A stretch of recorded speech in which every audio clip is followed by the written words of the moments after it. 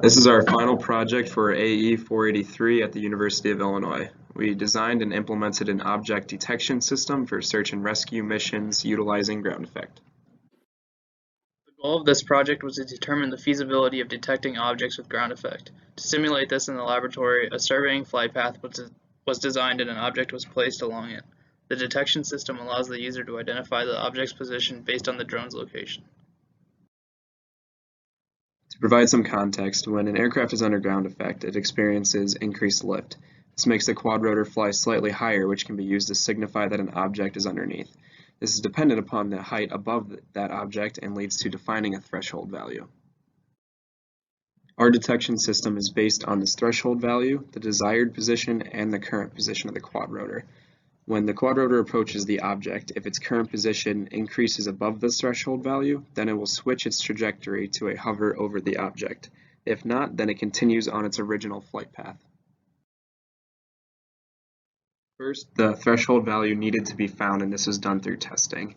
After setting an arbitrary value and decreasing the threshold value until the quadrotor came to a hover over the object, it was found that an object can be detected when the quadrotor is at most 0.28 meters above it.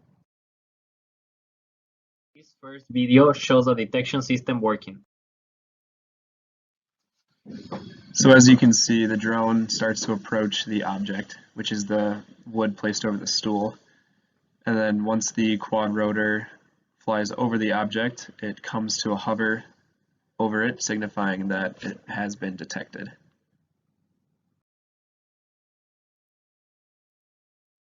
The next video that will be shown is of the final survey flight. So initially, the quadrotor is on its survey flight path, and an object was introduced in its way. And as you can see, the quadrotor comes to a hover over the object. Now the object is removed, and then the quadrotor continues on its original trajectory. And then the object is moved to a different location along the flight path.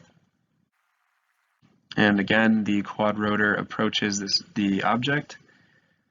It detects it by coming to a hover over it, and then the object is removed and the quadrotor continues along its flight path.